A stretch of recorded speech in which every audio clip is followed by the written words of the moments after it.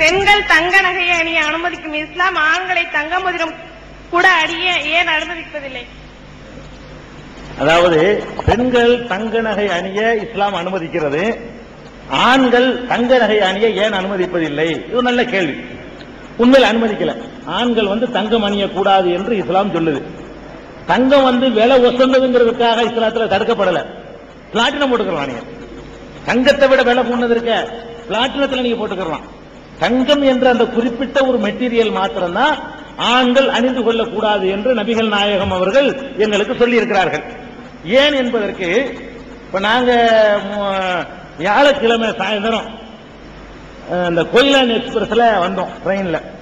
உதாரணத்துக்கு சொல்றேன், யாரும் போலீஸ்கார் இருக்கார் பக்கத்துல, எங்க வர அம்சராஜா இருக்காரா வச்சு நடந்ததான் சொல்றேன், இருக்கார் சாட்சி வந்துகிட்டு இருக்கிறோம். வரும் பொழுது இரவு நேரம் ஆச்சு, படுக்கணும். படுக்கும் பொழுது ஒரு வயசான ஒருத்தர், அவருக்கு எப்படியும் ஒரு 65 வயசு இருக்கும். அவர் என்ன பண்றாரு, குளிர்ந்தது கடுமையா இரவுல படுக்கும் பொழுது வேகமா கண்ணாடி இறக்கி விடுறாரு, கிளாஸ் இறக்கி விடுறாரு ட்ரெயின்ல. ரொம்ப புழுக்கமா இருக்குதுங்க. இல்ல செயின் போட்டுருக்கிறேன் அதுக்கு போயிருவாங்க. அவர் சொல்றாரு, 65 வயசு, அவர் பயனர் செயின் மாட்டிருக்காரு. அவர் என்ன சொல்றாருன்னா, செயின் போட்டிருக்கிறேன் அதுக்கு போயிருவாங்க, அதுக்கு தான் இழுத்து விடுறேங்கிறாரு. அப்ப அதை பத்தி ஒரு டிஸ்கஸ் பண்ணிட்டு வந்தோம். அப்ப இந்த செயின், இந்த நகை நட்டெல்லாம் இருக்கும் பொழுது ஆண்கள் துரிதமா சில காரியங்கள் செயல்படணும் பாருங்க, அவங்களை கோலையாக்கப்படுது. இதை காப்பாற்றணும், அதை அத்துட்டு போயிடக்கூடாதுங்கும் போது இவன் என்ன மாதிரி நடந்து கொள்ளணும் நடந்துக்கிற மாட்டேங்கிறான். ஒரு பொம்பளை மாதிரி என்ன செய்யறாங்க, நம்ம அதுக்கு போயிருவானோ, படிச்சுட்டு போயிருவானோ, மோதல் எடுத்துவானோ, விரல வெட்டிடுவானோ, இந்த மாதிரியான ஒரு சூழ்நிலை உண்டாக்குது என்பதை அன்னைக்கு ஒரு அடிஷனலா தெரிஞ்சுடும். அது முக்கிய காரணம் இல்ல. அதை விட முக்கிய காரணம் என்று கேட்டா, இருக்கிற உலோகங்கள்ல தங்கம் என்ற ஒரு உலோகத்திற்கும் வேற எல்லா உலோகத்திற்கும் மத்தியில ஒரு பெரிய வித்தியாசம் இருக்கிறது. உங்களுக்கு தெரியும், தங்கம் என்ற உலோகத்திற்கும் இரும்பு, பித்தளை, செம்பு, வெள்ளி, இப்படி எத்தனையோ உலோகங்கள் இருக்கு. அதுக்கு மத்தியில ஒரு பெரிய வித்தியாசம் இருக்கு. அந்த வித்தியாசம் என்னன்னு பாத்தீங்கன்னா, ஒரு இரும்பு கம்பி இருக்கு, பழுக்க வைக்க கம்பி அடுப்புல வச்சு நல்லா பழுக்க சகப்பா ஒரு அளவுக்கு பழுக்க வச்சு ஒரு வாரியில தண்ணியை வச்சு முக்கி எடுங்க. முக்கிட்டு உடனே எடுங்க. எடுத்தீங்கன்னா அதை உங்களால தொட முடியாது, அப்போ சூடு இருக்கும். தண்ணியில முக்கிட்டு வந்தா கூட அதனுடைய சூடு இன்னும் ஒரு 5 நிமிஷத்துக்கு இருக்கும், தொட முடியாது. மெதுவா மெதுவா தான் அதனுடைய சூடு வெளியேறும், சீக்கிரம் ஆகாது.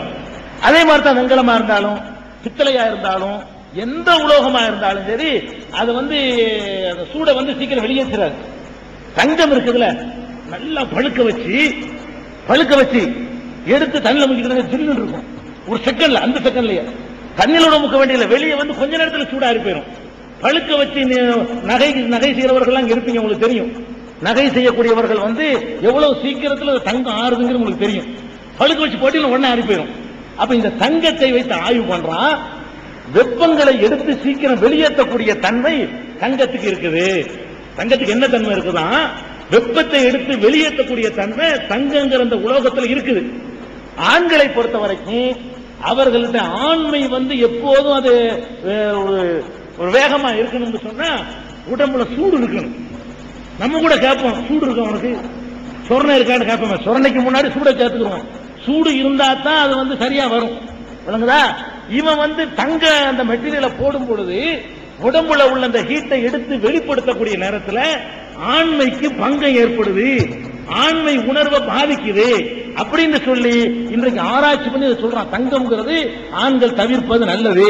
இது நான் புதுசா ஒரு கதை சேர்த்துக்கிட்டு நடந்த சம்பவத்தை பாதுகாக்கிறக்கா என்ன மாதிரி அலைகிறாங்கிறது மெயின் காரணம் நீங்களே அனுபவத்தில் பார்க்கலாம்.